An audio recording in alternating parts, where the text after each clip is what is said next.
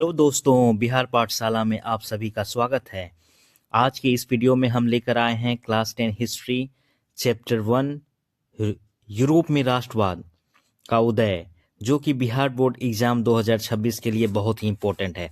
जैसा कि हम जानते हैं, बिहार पाठशाला में हम चैप्टर वाइज, टॉपिक वाइज हम स्टडी करते हैं और पेज वाइज। तो आज के इस कड़ी में हम पेज नंबर 6, जो यूरोप में राष्ट्रवाद का जो पहली चैप्टर है, उसका पेज नंबर 6 मतलब इटली का एकीकरण से को आसान भाषा में समझेंगे।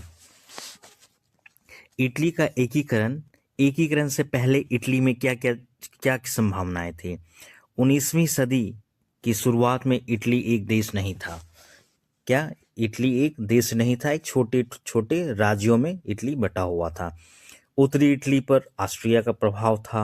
बीच में पोप का शासन था, जिसे रोम का क्षेत्र बोला जाता है। इटली के नक्शा को अगर आप देखेंगे, और दक्षिण में 2 सिसिलीज थी, मतलब 2 राज्य, अलग अलग राज्य थे, 2 सिसिलीज थी। तो अलग अलग सभी जगह उत्तरी इटली, मध्य इटली और दक्षिण में अलग अलग कानून, प्रशासन और विदेशी हस्तक्षेप के कारण राष्ट्र एकता में बाधा थी। एकीकरण की भावना कैसे जगी? फ्रांसीसी क्रांति और नेपोलियन के अभियानों से एकीकरण की भावना जगी, राष्ट्रवाद की भावना फैली। 1815 की वियना कांग्रेस व्यवस्था ने इटली को फिर बांटा, क्योंकि 1815 की वियना कांग्रेस में राजशाही और पुराने व्यवस्था को लाने की बात कही गई थी और छोटे छोटे राज्यों में विभाजित किया गया था। लेकिन इससे लोगों में एकता की चाह और बढ़ी। क्या हुई? 1815 के बाद एकता की चाह लोगों के बीच में और बढ़ी। एकीकरण के जो प्रमुख नेता थे, मैजिनी, जेसप मैजिनी विचारक, जो यंग इटली के फाउंडर थे, यंग इटली आंदोलन के फाउंडर थे। कावूर, कूटनीति और युद्ध से इन्होंने एकीकरण के प्रमुख नेता थे। गैरीबाल्डी जननायक थे। दक्षिण इटली का एकीकरण गैरीबाल्डी द्वारा ही किया गया। विक्टर एमानुएल टू, एकीकृत इटली के राजा, जो एकीकृत इटली, एक इटली बना, पहले छोटे छोटे राज्य थे, एक इटली बनने के बाद विक्टर एमानुएल टू को राजा बनाया गया, जो बहुत इंपॉर्टेंट है। एकीकरण कैसे पूरा हुआ, हम लोग देखेंगे इटली का एकीकरण कैसे कैसे कैसे पूरा हुआ संक्षेप में। सर्डिनिया पीडमोन नेतृत्व में युद्ध एवं कूटनीति से की गई। जो सार्डिनिया और पीडमोन थी, युद्ध एवं कूटनीति से की गई, डिप्लोमेटिक और लड़ाई भी और डिप्लोमेसी भी। गैरीबाल्डी की रेड शर्ट से दक्षिण इटली जुड़ा। गैरीबाल्डी की जो रेड शर्ट मूवमेंट है, उससे दक्षिण इटली जुड़ा। 1861 में अधिकांश इटली एक हो गया था। 1861 में जो अलग अलग छोटे छोटे राज्यों में बटे थे, एक हो गए थे। 1870 में रोम शामिल हुआ। कब रोम शामिल हुआ? जो मध्य इटली, जहां पोप का कंट्रोल था, 1870 में रोम शामिल हुआ। एकीकरण पूर्ण हुई इटली की। एकीकरण के बाद की इटली क्या थी? एक राष्ट्र राज्य बना, नेशन स्टेट। राष्ट्र राज्य मतलब नेशन स्टेट बना। विदेशी नियंत्रण समाप्त हुई, जैसा कि ऑस्ट्रिया और फ्रांस का इसमें हस्तक्षेप था इटली में, उसकी नियंत्रण समाप्त हुई। साझा प्रशासन और कानून हुए। राष्ट्रीय पहचान लोगों के बीच में मजबूत हुई। परीक्षा के लिए कुछ 5 पंक्तियां जो आप समरी की तरह याद रख सकते हैं। इटली 19वीं सदी के आरंभ में कई छोटे छोटे राज्यों में बटा था। विदेशी हस्तक्षेप और पोप का शासन एकीकरण में बाधा थे। मैजिनी, कावूर और गैरीबाल्डी के प्रयासों से एकीकरण आगे बढ़ा।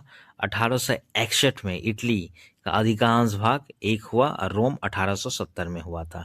1870 में रोम के जुड़ने से इटली का एकीकरण पूरा हुआ। इसी तरह पेज नंबर 7, जो यूरोप में राष्ट्रवाद में हम देखेंगे कि इटली में राष्ट्रवादी आंदोलन 1820 से 48 तक देखेंगे, फिर 1848 के बाद का देखेंगे। 1820 के बाद क्या हुआ? 1820 ईस्वी के बाद इटली के कई राज्यों में संवैधानिक सुधारों के लिए नागरिक आंदोलन शुरू कर हुए। मतलब आम जनता आंदोलन करने लगी कि संवैधानिक सुधार की जाए।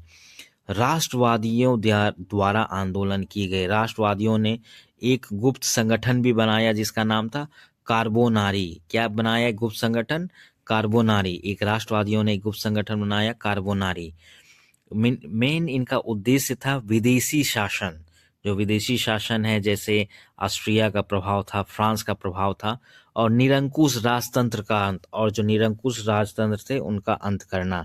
एकीकृत गणराज्य इटली की स्थापना करना, जो छोटे छोटे राज्यों में बटे थे उसको जोड़कर एक एकीकृत गणराज्य इटली की स्थापना करना।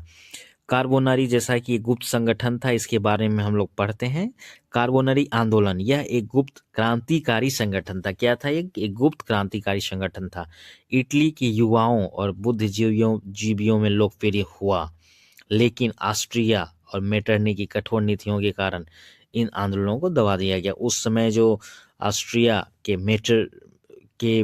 चांसलर मेटरनिक थे, इनकी कठोर नीतियों के कारण इस कार्बोनारी आंदोलन को दबा दिया गया।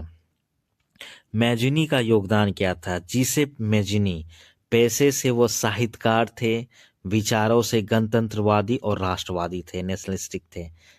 व्यवहारिक राजनीति में अनुभव कम था, इसलिए कई बार मैजिनी को असफलता मिली। मैजिनी की संस्थाएं 1831 में मैजिनी द्वारा बनाया गया था।